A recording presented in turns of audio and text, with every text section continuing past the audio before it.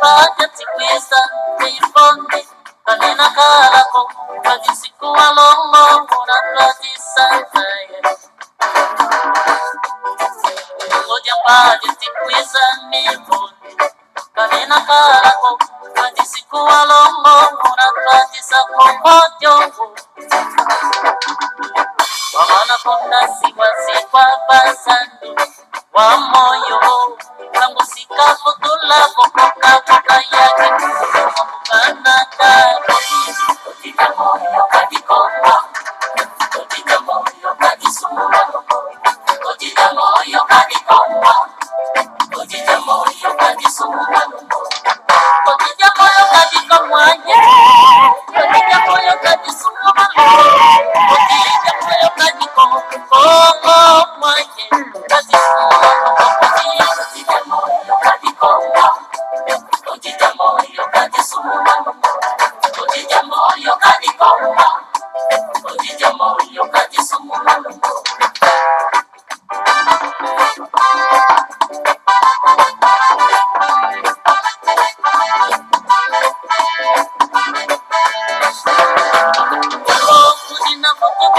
Kombo Itsusa Kagina Sikilako Wadisiku Walombo Munatwadi Sanzai Kombo Kudina Fukudipa Kombo Itsusa Kagina Sikilako Wadisiku Walombo Munatwadi Sakombo Diongo Fakwa Kitsusa Babosila Sikwa Bazandu Bamoyo La música futula foca yake kanaka kotija moyo kadikonga kotija moyo kadisuma kotija moyo kadikonga kotija moyo kadisuma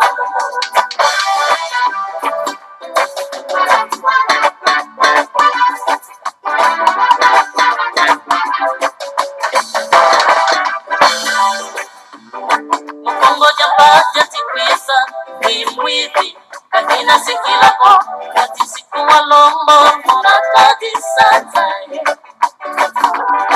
Kombo kudina futubipa kombo imwivi kagina sikilako katisiku walombo munatadi sakombo diongo Pankwa kimwivi babosilwa sikwa bazandu pamoyo La música futula foca yake kanaka kotija moyo kadikonga kotija moyo kadisuma kotija moyo kadikonga kotija moyo kadisuma kotija moyo kadikonga kotija moyo kadisuma kotija moyo kadikonga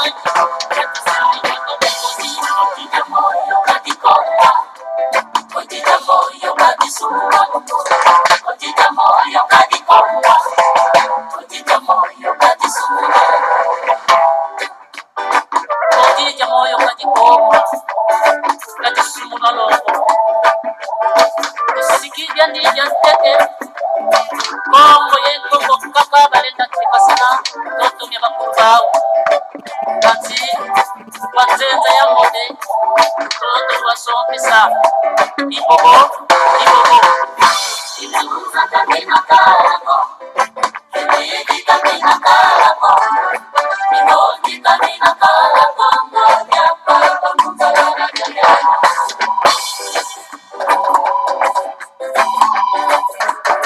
Komba kyoko Kamina kalako Yoni pase kwena sege Utapitu tumesusi Kanasaka Matondo lukumba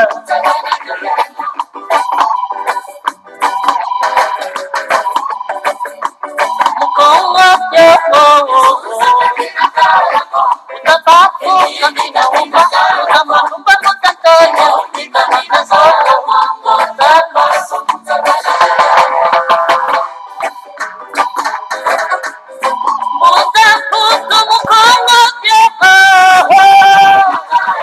Mambantu ini kamana Kaya misiba suma yaya Kamina moya kamungo Yaya kiyo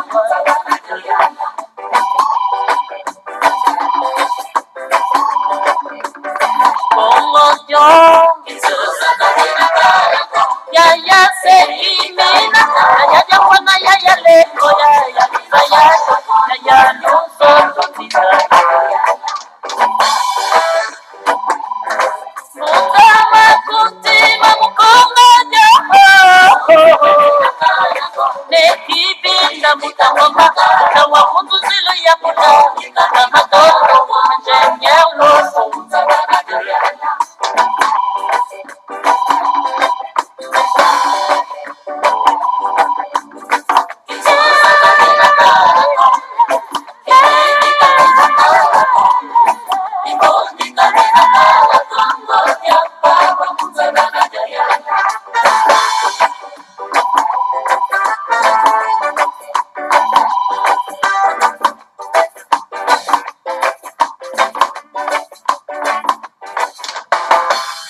Matondo mingi bama batata bandeko balandi ya Congo bololo, en tout cas matondo mingi, en tout cas na ndenge solo penza, en tout cas bozali na biso na pokwa na lelo. Ya solo en tout cas lelo ezali ya solo pena mokolo mwamposo. Mokolo mwambi ya sanza motoba moboya koto mibale na zomi na libwa, tokomi bongo na ngonga ya zomi na sambo na miniti tukumisato elingi koloba ete ngonga ya mitano na miniti tukumisato ya sima ya nzanga bama batata bandeko. Na yango mama batata bandeko topesi bino bambote bayenge balosako na bino banso epo api bino bobele misolo pena na mokolo malelo tozali na esengo ya kozala na bino pamba te moto oyo yaka na manaka ya Congo bolulu ezali toujours ayeme mbuta bopele bobala elingi koloba malamu koloba. En tout cas bama batata bandeko bana lisanga ya Timati bana ya Confédération de l'Afrique centrale. En tout cas toye lelo tout simplement tokoka nano côté ya mwamuke. Côté ya mwamuke bama batata bandeko pamba te mboka na biso soki ezali kotambola malamu te parce que mateya mazali kozanga. Toza kokanisa ete mateya oyo tozali kozwa ya bapaya yango nde ekotambusa mboka na biso. Toza kokanisa ete pona ete côté ya bato il faut kena na mokanda ya Bible, mokanda oyo ya baromain, oyo mokanda mosantu ya bapaya. Alors bandeko na biso baza kokanisa nde kotanga kama ba verset biblique wana yango nde kosunga bandeko na biso pona ete tokoka solo pena toka kobata mabele na biso tokoka kosunga mabele na biso tokoka kotambusa mabele na biso.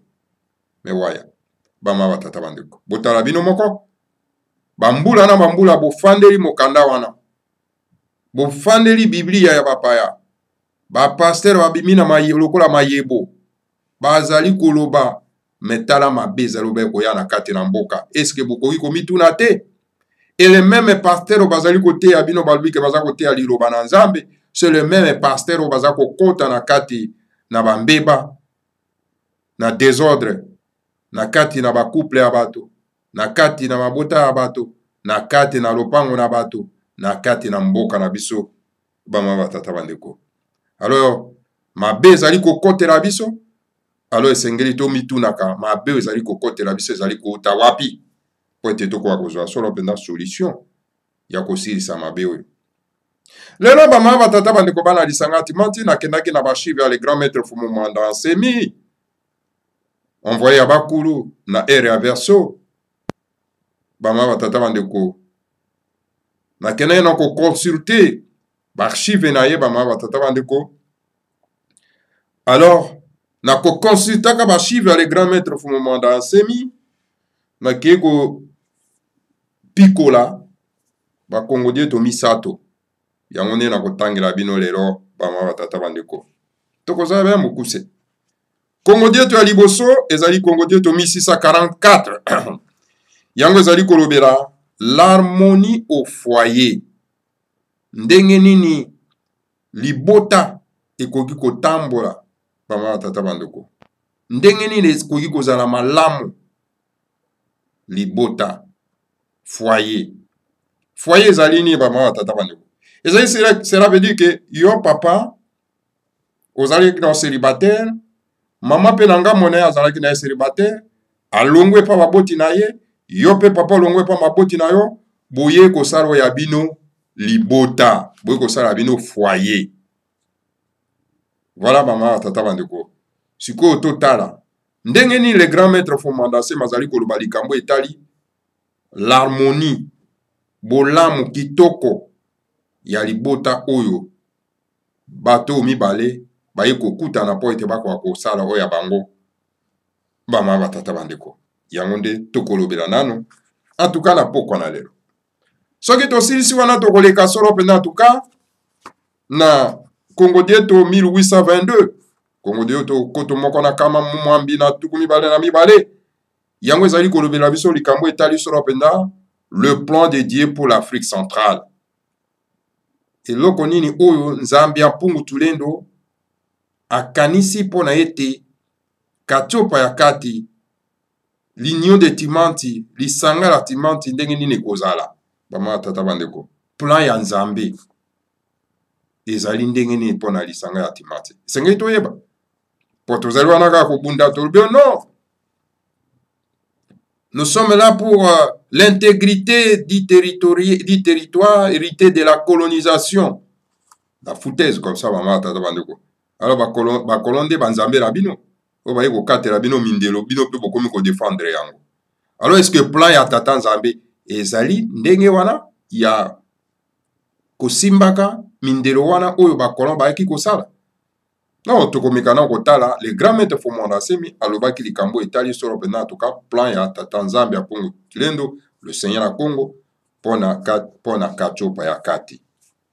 Alors tokosuki sa solo pena na Congo dieto ami balé oyo le grand maître Fumwanda Semi ya koma Congo dieto 1737 Congo dieto koto moko na kama sambo na tuku misato na sambo yango ezali kolobela biso nini yango ezali ko s'adresser na diaspora ya bana katiopa na kati o bazali na mboka mikili Mamputu na makili ya libanda ezali ko s'adresser na bana katiopa ya kati o babima libanda. Voilà le grand maître Fumwanda Semi a s'adresser pe na bino na kanisi tosti sosolola yango kasi tika to répéter yango parce que balobi na biso la répétition est la mère des sciences. Balobi na biso ko beta 7h tango iso na libaya yango nde kokota penda na kati ya libaya ba mama tata bandeko. Sans plus tarder toke na lomba. L'harmonie au foyer ndenge ni kimia boboto bondeko ekozala na kati na libota. Le Bukongo, la mystique Congo enseigne aux adeptes de Bundu dia Congo que Kinsuni Kilandanga Nza Ngindu, qui veut dire la chair suit le monde mental. De grand maître Fumwanda Semi malobi na Bukongo ezali lolenge ya kotalela mokilimba biso race bantu bama tata bandeko. Alors yango ezali koteya bato boye ezali koteya ba oyo bazwa litomba ya kozala na kati na bundu ya Congo ete mosuni elandaka toujours makanisi ya moto, nzoto elandaka makanisi ya yo moto. Tango makanisi na yo eza kotinda okende boye nzoto pe ezali kolanda. Le physique, le corps physique, donc suit l'orientation de la pensée en l'homme, en toute personne. Nzoto, nkimusuni. En tout cas, yango elandaka makanisi ya moto. Tango yo za kotambola. C'est-à-dire que makanisi na yo ndenge ko ezali ko orienter yo pa yo ezali ko kende. Nzoto pe yango eza kolanda esika oyo makanisi na yo etindi yo okende. Et les yeux physiques ne voient que lorsque la pensée et les yeux physiques regardent tous dans la même direction. Yango na miso ya musuni emonaka kaka tango makanisi ya miso parce que miso eza makanisi tango makanisi ya miso ezali kotala lisanga moko en tout cas na makanisi na yo na nzela moko makanisi na yo na makanisi ya miso ekenda kaka nzela moko tango yango nyonso ezali kokanisa ndenge moko bamama batata bandeko bana lisanga ya Timanti. Sinon alors, vous pouvez croiser une personne en chemin sans le voir. Parce que votre pensée et vos yeux physiques ne regardent pas dans la même direction. Ce qui bon côté. En tout cas, beaucoup d'ana mutunanzela, okoleka ye. Oleki ye. Mais moto wana tango yo leki ye yakolo amende kwana leki ngai donc abetinga kara. Abetinga kara donc sans que atalata ngai apesanga tambote. Ok, parce que makanisi na yo na makanisi ya musuni ezokende na direction moko te yango wana omoni mutu na nzela omoni ete bama batata bandeko bana lisanga timati mpona nini makanisi na yo moto na makanisi ya miso eza kokende na direction moko te. Manque d'harmonie. Ngindu mpova yemavanga. La pensée, la parole, les actes sont intimement liés. Tout commence toujours par la pensée qui descend et devient la parole. Alors, Nayango, donc, makanisi, maloba, pe, acte na biso, yango nyo surtout ekendaka nzela moko. Alors, yango wana ebandaka d'abord na makanisi. Ekiti sikoyo pe ekokoma maloba. Ozomona bama batata bandeko bana lesanga timati. Ebandeli ezaka nano makanisi, otie makanisi na yo. Alors sikoyo ekiti ekomi maloba. Ebimi libanda. La parole descend et devient l'acte. Ngindu mpova yema vangama mutu mu luzingo. Donc voilà, maloba kiti pe komi soropena en tout cas et posé sikoyo et komi un acte et komi nguya. La mystique qu'on enseigne aux adeptes de Bundu dia Congo que l'onde lusongwanga nyembo luna ntungwa yoniyo ntango. Donc, Engi Koloba, cette même mystique qu'on enseigne que, toujours dans la même direction, et le biboy, Kindwa nsiuka makani kokila. Si vous voulez manger tôt demain matin, pensez-y la veille. Préparez-vous la veille. Donc, mettez dans votre tête cette pensée la veille. Alors, donc, voilà. Na lolenge ya kotela mokili. Na mate ya oyo, en tout cas, Bundu dia Congo ezali kopesa solo pena en tout cas, na ba oyo bazwa litomba ya kokota na kati na Bundu dia Congo ezali koloba boye. Elobi soki olingo li alobi na tongo, olingi koli alobi na tongo. Esengeli okoka kokanisa liboso. Omi bongisa. O bongama. O bongisa nyonso oza nango na bosenga liboso. Alors elingi koloba ete okoka kotia na mutu likanisi wana. Tia likanisi wana na mutu ete lobi na kolia. Esengeli okoka kokanisa. Eza na bosenga bama batata bandeko.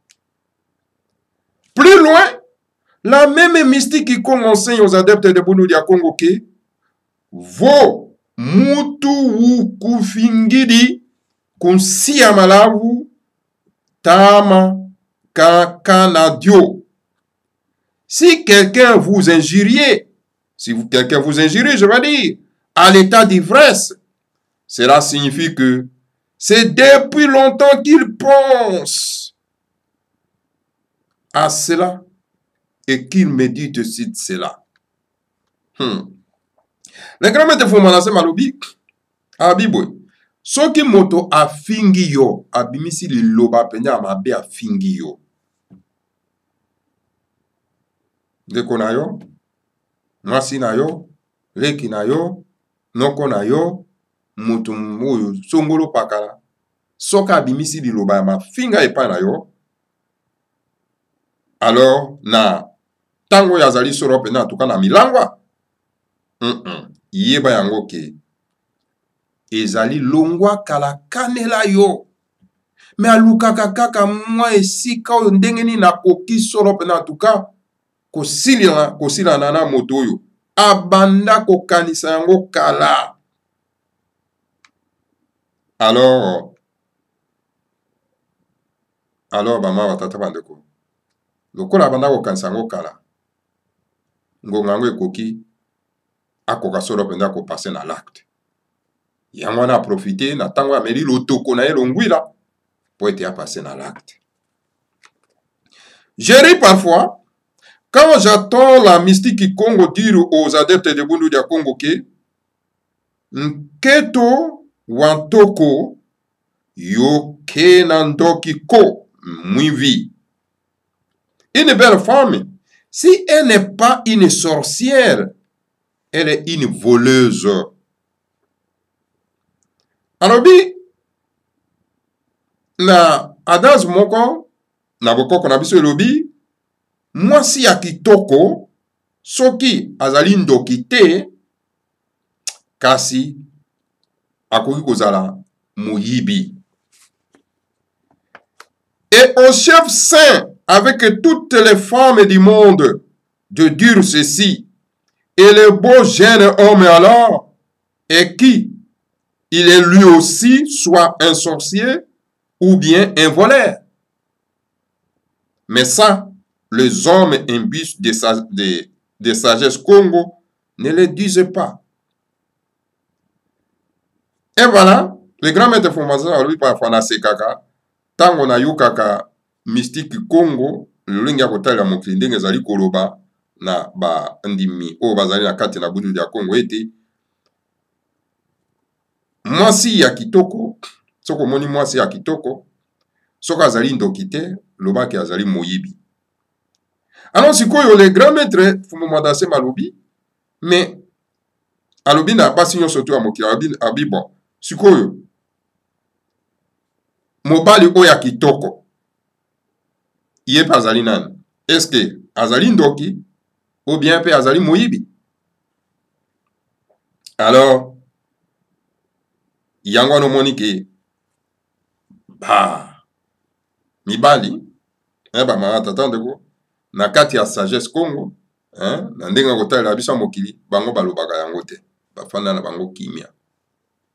Il fallait pe baloba que non mais mobali ya kitoko pe azali ndoki ou bien soki azali ndoki te aza moyibi. Il fallait pe baloba mais bavandi kimia babwakeli yango kaka epai ya mwasi bamama tata bandeko. En tout cas, mesdames, mesdemoiselles, Keto Wantoko Vokando Kiko Mwivi veut seulement dire que la beauté du corps n'est pas nécessairement égale à la beauté du cœur. Qu'une belle femme a toujours quelques défauts. Le grand maître Arobi, en tout cas, s'adressait na mibali pe na basi ete. Alors, na dans wana elingi tout simplement koloba ete kitoko ya nzoto yango te ezali nécessairement bamama batata bandeko na kitoko ya motema. Kitoko ya nzoto ezali nécessairement kitoko ya motema te. Alors donc na yango mwasi ya kitoko aza pe na ba défaut na ye ebele. Okomona mwasi aza kitoko na elongi na nzoto me ba défaut etonda ye ebele. Mabe etonda ye. La même mystique Congo enseigne aux adeptes de Bundu dia Congo que buta mwana kasi kubuti ntima mwana ko. On met au monde un enfant, mais on ne met jamais au monde le cœur de l'enfant. Alors, la mystique Congo ezali kote ya na baimboka ete tobotaka mwana kasi tobotaka motema ya mwana te. Parfois, en ma qualité de grand maître de Bundu dia Congo, j'arrive à recevoir quelques couples en difficulté où monsieur et madame souhaitent que je les aide un peu à rétablir l'harmonie dans leur foyer. Abi parfois na zwaka donc basi tope mibali bayaka epa na ngai mpo na ete na kwa kosunga bango mpo na kokotisa kimia na kati ya libota na foyer na bango oyo ezali na difficulté oyo ezangi harmonie. C'est un problème parfois facile, hein? Des fois difficile à résoudre, mais ceux qui n'attendent bien, ils ont un problème vraiment très facile. Ils ont peut-être pas été au coca solo en tout cas solution nango. Mais là, je suis peu comme rappelle moi coco son nene pour la cause solo solution. La beauté physique, c'est bien dans le choix d'un conjoint, mais ne voyez pas seulement la beauté physique. Alors, kitoko ya musuni, eza malamu, ok, eza nango bien. Na kati ya choix ya couple, hein? Kitoko ya nzoto, donc kitoko eza kosupana lokola bolo, eza malamu. Kasi kotala kastelema kaka kitoko ya musuni te, ya nzoto te. À côté de cette beauté, voyez aussi quelques valeurs morales et spirituelles. Sinon, vous ne verrez plus cette beauté quand certains défauts en lui vont se mettre à parler, à se manifester. À ce moment-là, l'ange deviendra le diable et le corps sera et le couple plutôt sera en péril. Alors, oteka kitoko ya nzoto otali solo pena tuka kitoko ya motema te. Keba alobi le grand-maître alobi na mopanze ya kitoko ya nzoto. Alors esengeli pe kotala sikoyo ba valeur morale et spirituelle ya molongani na yo. Sinon okomona lisusu kitoko wana ya nzoto te tango ba défaut na ye kobanda sikoyo kobima. Tango ba défaut na ye wana mabe na ye wana kobanda sikoyo komonisa na polele. Alors donc tango mabe na ye wana kobanda sikoyo koloba komonisa, alors bamama tata bandeko na moma wana okomona lisusu kitoko na ye te. Mosantu anjelu oyo na tango wana akomi solo penda diabolo. Et na tango wana couple ekomi en péril, ekomi en danger parce que mabe ya ye ekomi komonisama. Alors donc ekomi bololo, Congo bololo. Restaurer le dialogue entre monsieur et madame, car le dialogue dissipera certains malentendus entre vous. Et sengeli koti ya solo penda tuka dialogue na kati na bino. Pambate na masolo na kati na bino na ba couple yango ekosala ete ekoka kobenga na solo penda mabe o elingi kokota na kati na bino, ba malentendu kozanga koyokana o eza na kati na bino. Chassez de votre mental toutes les pensées négatives. Sinon, vous allez vous-même créer le diable qui va vous tenter de créer la discorde au foyer. Ingeta, ibobo, ibobo. Yango esengeli kobengana ba makanisi ya mabe. Makanisi ya mabe esengeli kobengana yango. Sinon, en tout cas, okoya ko bota solo penda diable na kati na bino. Alors donc na esika wana diable oyo boko bota wana akoya sikoyo ko créer mabe na kati ya libota na bino. Esengeli ba couple kosololeza alaka pona kolongola makanisi ya mabe, pona kolongola ba malentendu. Amara tata bandeko kobenga na makanisi ya mabe na mutu ba pensée négative. Alors sinon, soki bosala effort ya kobengana makanisi ya mabe te, yo oza na kati ya couple makanisi no ezali kaka ya mabe, oza kopense toujours mabe na conjoint na yo, oza kopense toujours mabe na conjointe na yo, alors donc oza kocréer diable ndoki na kati ya couple oyo mpo ape aka kotia solo mpenza tuka likama na kati ya couple na bino. Voilà bamama batata bandeko bana lisanga timati wana ezalaki solo mpenza Congo Dieto. Le grand maître Fumanda Semi akomaki le 31 décembre 2014. Matondo mingi na bino banso oyo bolandi biso. Tokei lisusu na Congo Dieto ya mibale.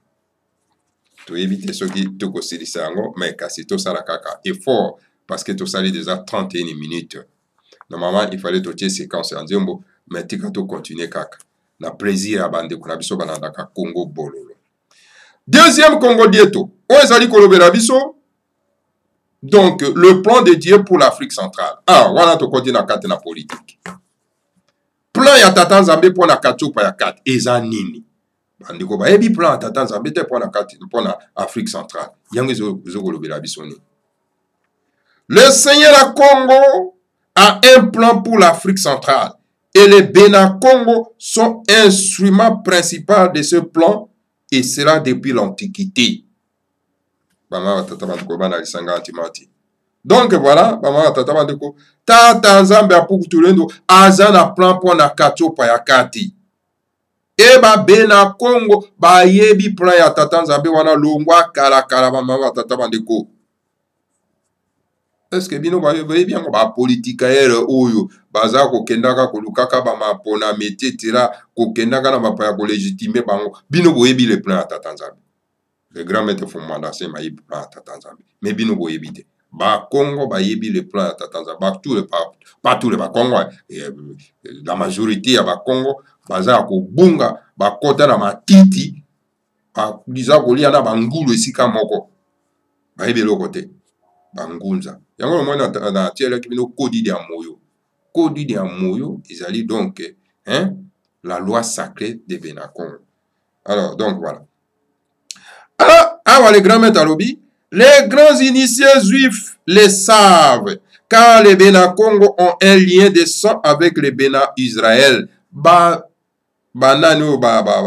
grands initiés juifs, ba yebi makambo, ba yebi yango malamu. Pambate, ba Bénin Congo, bazali solo pena en tout cas na lien na ba Bénin Israël. Les Juifs sont devenus ce qu'ils sont devenus spirituellement grâce au Bas-Congo qui habitait antérieurement au Moyen-Orient. Soki ba Yuda oyo bino bozo kolandaka mokanda na bango oyo bakenda kokoma na kombo ya Biblia. Soki baza lelo ndenge baza lelo. C'est à cause ya Bas-Congo. Soki baza lelo ndenge baza lelo spirituellement. C'est à cause ya Bas-Congo. Bama batata bandeko bana lisanga timati. Pambate, Bas-Congo babandaki kobanda kuna kala na Ghana. Basemite noir. Les Bénin Congo et leur pays actuel, l'État du Congo central, sont le moteur du plan du Seigneur à Congo pour l'Afrique centrale. C'est pourquoi, dans le passé, l'archange Mwanda Congo, l'Esprit divin, ne cessait de le dire au Ngunza Bénin Congo que le royaume du Congo est le grand bois qui doit avaler toute l'Afrique centrale. Donc, Bénin Congo, na pays na bango, lelo, oyo babingi État du Congo central,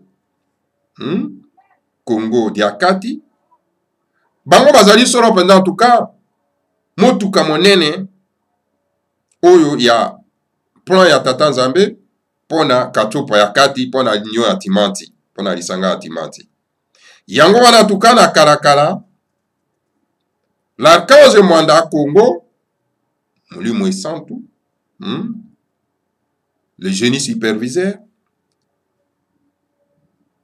Donc, abandaki toujours koloba, ete bangunza ya Bénin Congo, ete royaume ya Congo, et sengele comme solo en tout cas, le grand bois ekoma nguma ya monene oyo ekomela solo mpenza katsopa mobimba, katsopa ya kati mobimba. Ainsi, avaler toute l'Afrique centrale devient mystiquement le royaume du Congo, alias l'Union des Timanti. Le futur pays confédéral bantou de l'Afrique centrale. Alors, donc, ainsi, yangwana ko koma nguma pona komela katsopa ya kati mobimba. Alors, ekokoma nini? Ekolongwa royaume ya Congo, ekomi solo pena en tout cas la confédération ya katsopa ya kati bama batata bandeko bana litanga timati.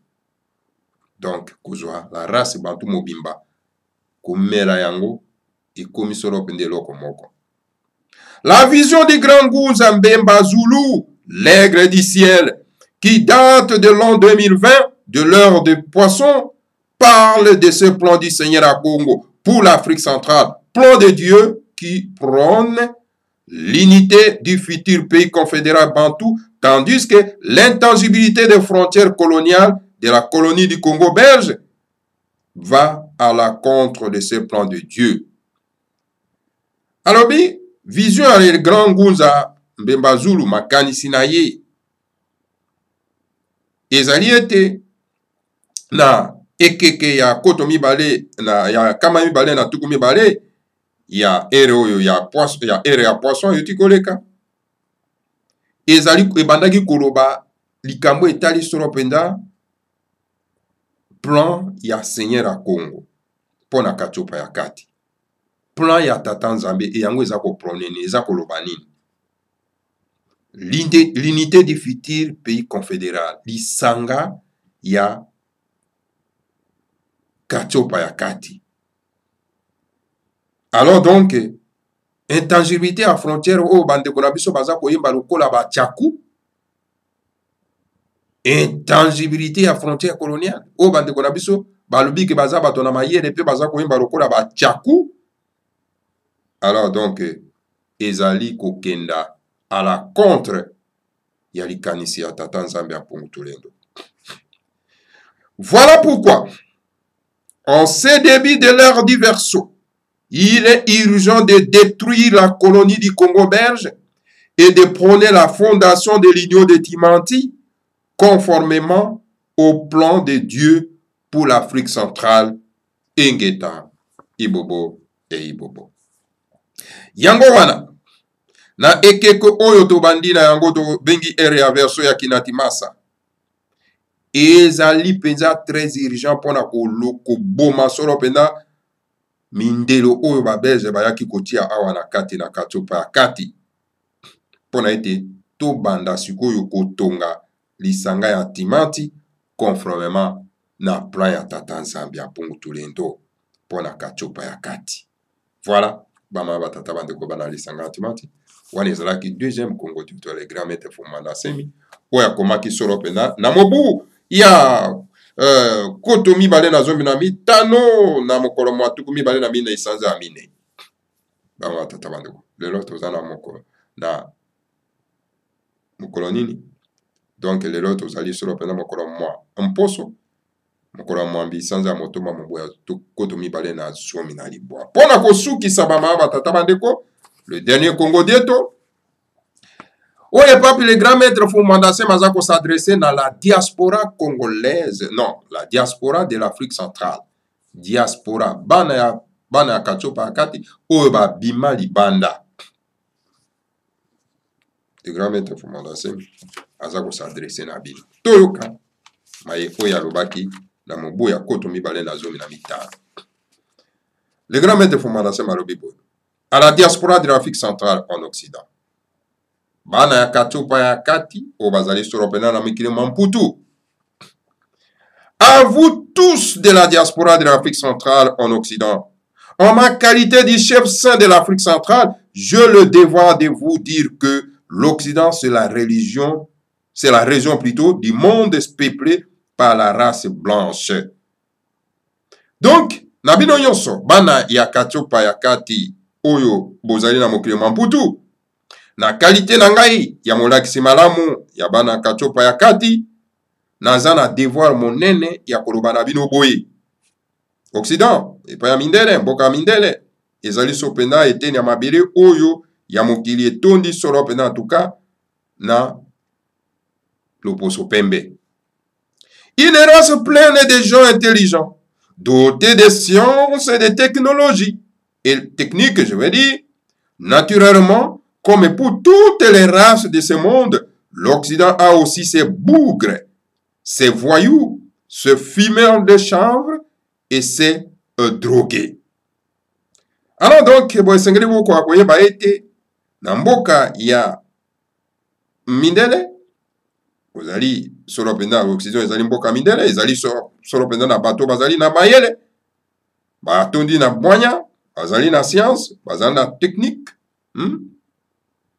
Alors effectivement lokola loposo nyonso tu ya mokili en tout cas mindele bazali pe na makambo na bango ya mabe bazali pe na bameli bangi na bango bazali pe na bameli solo pena en tout cas longwila na bango bama batata bandeko bana lisanga timati toloba drogué.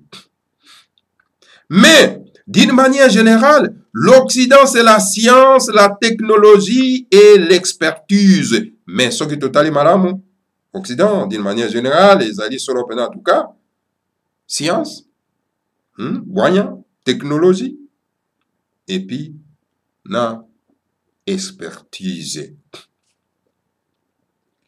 La sagesse Congo enseigne aux adeptes de Bundu dia Congo que Mambote Batanginimanga ka Mambiko. On imite les bonnes choses, pas des mauvaises. Et sengeli solo pena tuka ko imite kolanda biloko ya malamu ino ya mabe. Mebotala bandeko na biso oyo bauti na mkili mwa biso mwa kachopa ya kati soki bakomi asitu basi balingi kaka koimite makambo mabe oyo bakuti awa bamama tata bandeko okokuta bango awa basi bayei awa na mboka oyo ya mikili mampoto baza kobenganaka mibali na bango na bandako baimite makambo kaka ya mabe akoluka mwa prétexte kaka po aluka abengana mobali lokola baloi ezali kopesa bango faveur abengana mobali atelengana abima libanda bakoimite bamibeko ya mabe beko ya mabe bama tata bandeko bana lisanga atimati de mauvaises choses.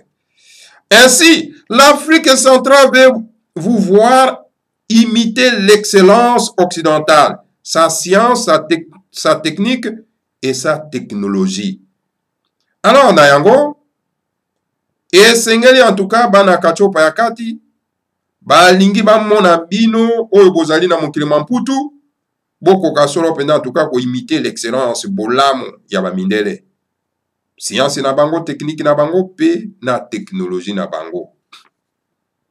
La civilisation occidentale a une face lumineuse et une face sombre, pleine d'homosexualité, de l'art de boire du whisky, de baiser des femmes, d'individualisme égocentrique, de démagogie, de racisme, d'hypocrisie, de sadisme, de terrorisme, de grande puissance et de libertinage impoli de l'Occident appelé là-bas la liberté.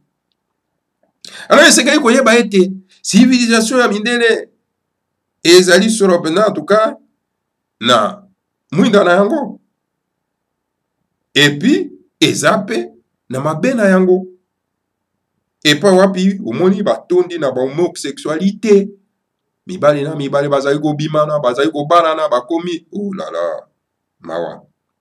Alors na yango bazali na makambo na bango ya komelaka lotoko oyo bango lotoko ezali ba whisky kokendaka kobimaka na basi pambala. Alors donc individualisme etondi bango bama tata bandeko balingi kokaba te balingi kokaba te egocentrisme oyo yangai kaka yangai kaka oyo yangai kaka oyo eza yo te tokoki kokabola te égocentrique. Alors badémagogie makambo ya lokuta, racisme koboya baloposo mosusu, hypocrisie avandi lokola alingi yo te. En tout cas bamama batata bandeko, makambo ya mabe, terrorisme ya grande puissance, libertinage ya impoli, ya impolitesse. Mwana alingi kotosa tata alingi kotosa mama te. Bamama batata bandeko, okuna babengi yango donc la liberté. Et pas pour moi naza kotosa papa te, mwana azotosa mama te. Et pas wapi mobali, mwasi azotosa mobali te. Bango balobi liberté yango wana. Ne copiez pas tous ces services, sinon ce sont ces plusieurs maladies de société que vous viendrez avec pour venir contaminer l'Afrique centrale. Copier makambo ya mabe wana te. Po makambo wana mabe yango nde boko mema awa pona koya ko contaminer solo pena bana kachupa ya kati. Et po api mboke koya ko kufa na makambo mabe wana. Boke na Congo ba homosexuel batondi, ba PD batondi, ba ma batata bandeko pe ba loi na bango ya bosoto izo protéger bango. C'est grave. N'oubliez pas que c'est le terrorisme de grande puissance de l'Occident qui créait le terrorisme mineur dans le tiers-monde. Ezali terrorisme ya bamindele yango ndezo créer terrorisme nakati ya mokili.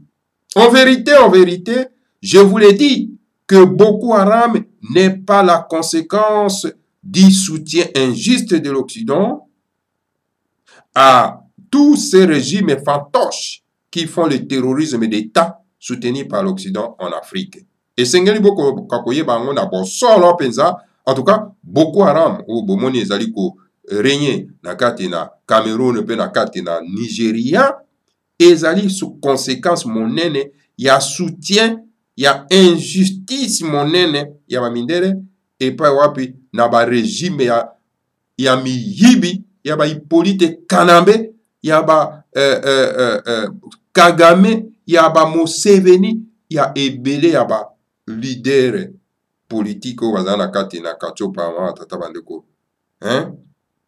o esika wapi bazali kosala terrorisme ya mabe et puis bazali soutenu par mindele awana kati na kachopa ma tata bandeko.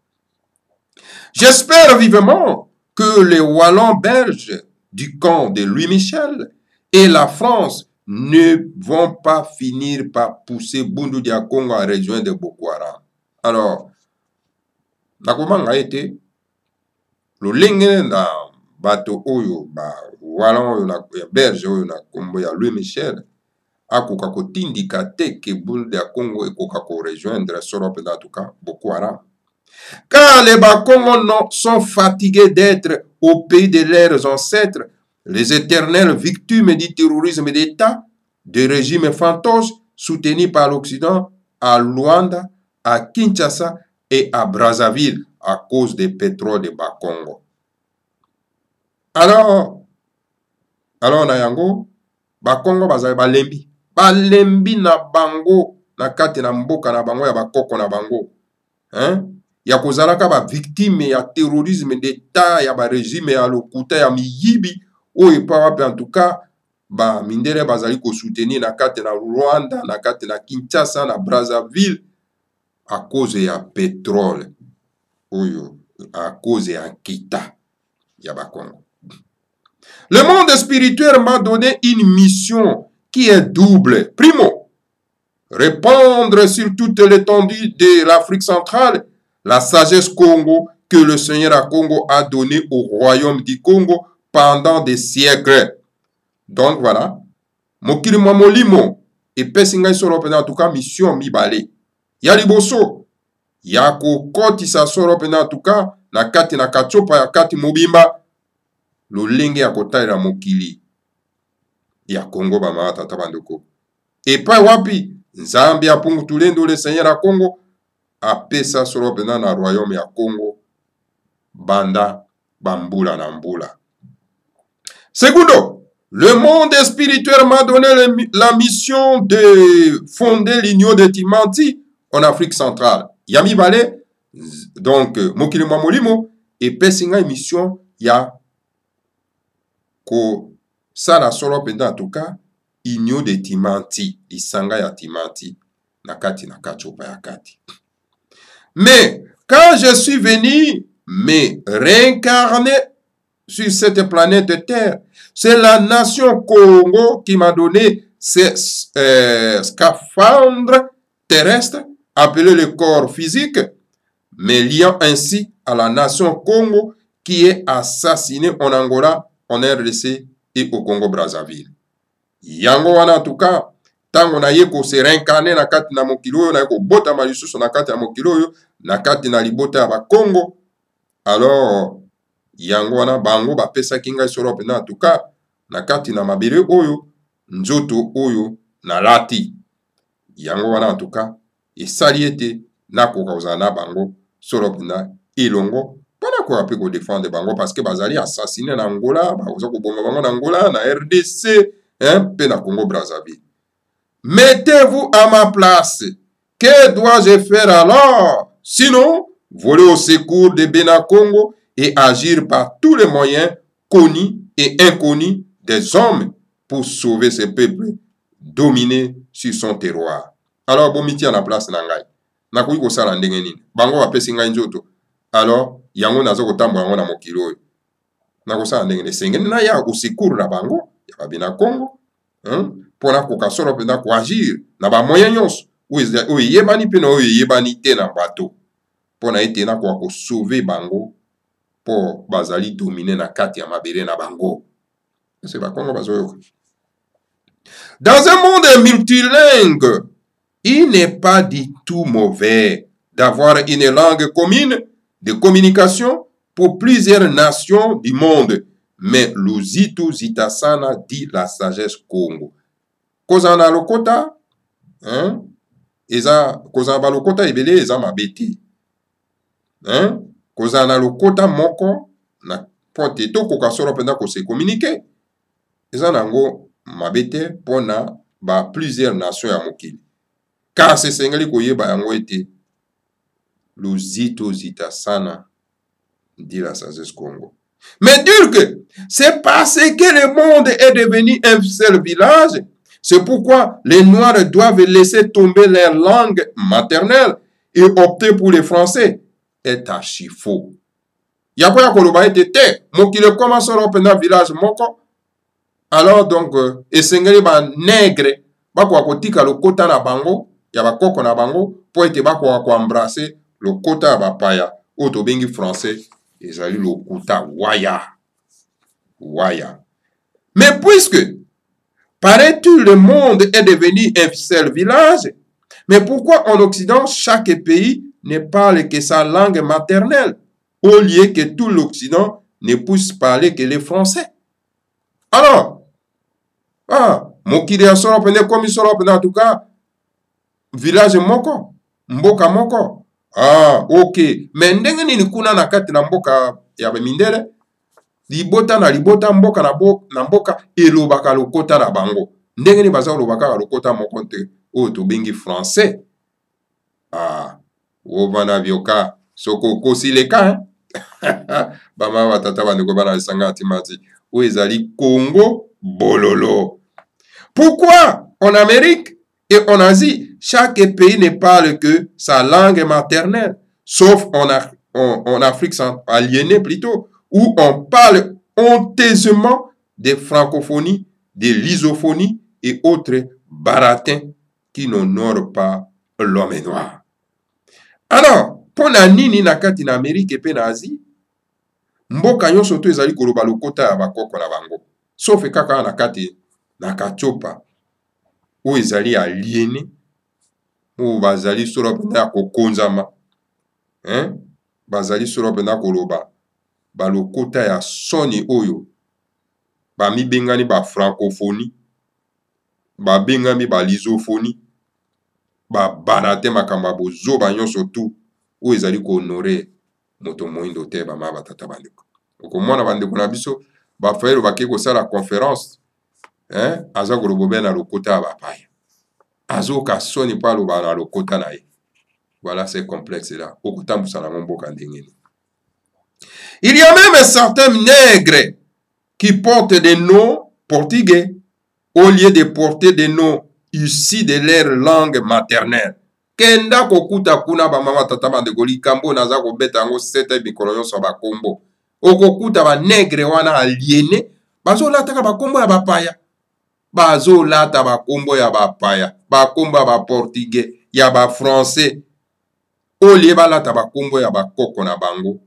Bazo yokango soni. Mota ko préféra mi benga ma Fabien Koswanika atie komba bapaya liboso akamati kombo na ye atie yango na se anyati yango aza ko mi nyata aza ko yeba te ba mama tata bandeko mawa. Alors balandi bako préféra ba benga ye kaka na kombo na bapaya Fabien. Alors okokuta leader politique aza ko se prétendre kaza leader politique mais aza ko préféra mi benga na kombo ya Honoré akamati kombo na ye anyati yango na kombo bapaya Ngbanda Honoré Ngbanda akamati kombo bapaya te liboso ya ye anyati. Est-ce que boye bisanga bato andengo na soki pena bakobundela bino pe bakangoli bino ye moko azana okokonzama akokangola bino ndenge nini? Oh mokonzi ya vérité désir na ye alobi ye kombo na ye Martin Fayulu azi kombo ya bapaya liboso anyati kombo na ye lakisa nano ngai soki moto andenge wana akoyeba kobundela yo d'abord yaza aliéné akobundela penza vérité désir motuna Congo bololo bwana raison ndenge bokimaka koyawa napesi bino penza raison parce que mayo le grand maître akomaka ezaka bololo mais kitoko soko omeli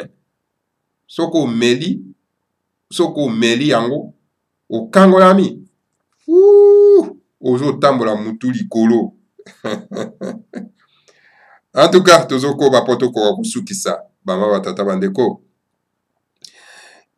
Il s'appelle Da Silva, de Marie d'Oliveira, de Loudre, alors qu'ils ne sont pas originaires du village de Loudre en Europe.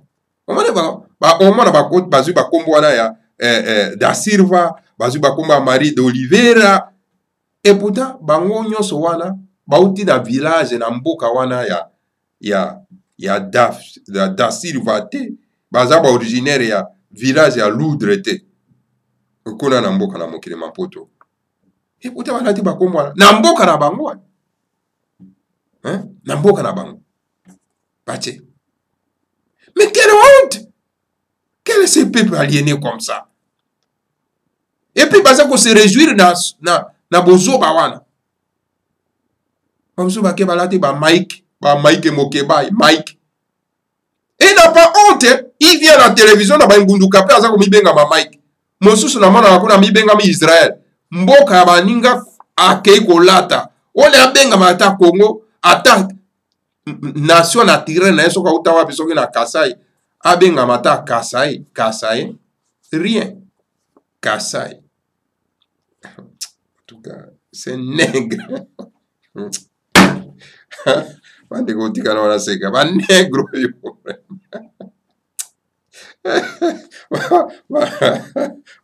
Ba minera mona biso kwa koni. Na biso bino ba tata bandeko minera mona biso wa koni be na bi ba toto komisa wa koni. En tout cas, ouais.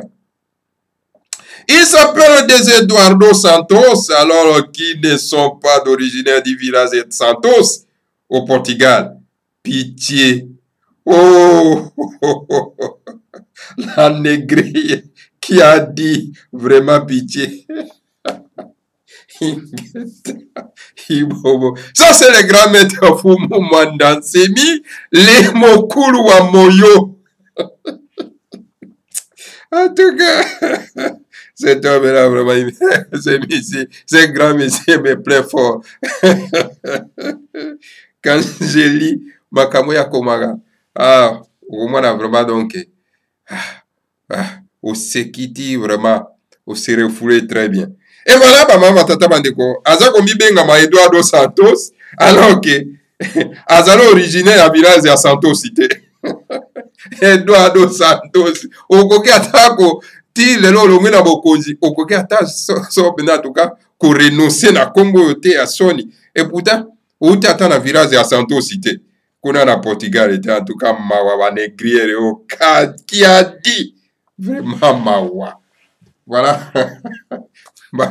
Tata wadeko natiki bino bo savourer vraiment en tout cas makomi ya legrame te fubo banda sebi en tout cas matondo mingi na bino bonso bola dibiso ezalaki Congo die tu komo na legrame te fubo banda sebi mokolo mwa nsambo sanza mibale mobu ya koto mibale na zomi na bitano baba tata wadeko matondo mingi na bino bonso o bola dibiso solo pena na Congo bololo tokutana bino mbala nsima tuka bomo mesano si 3 fois www.radio-kachopa.com Congo bololo en tout cas ezali à solo pena en tout cas kaka bololo. Que le Seigneur à Congo vous bénisse tous, bénisse Fumbo Manda Semi et bénisse la République fédérale du Congo Ingeta Ibobo Ibobo. Congo,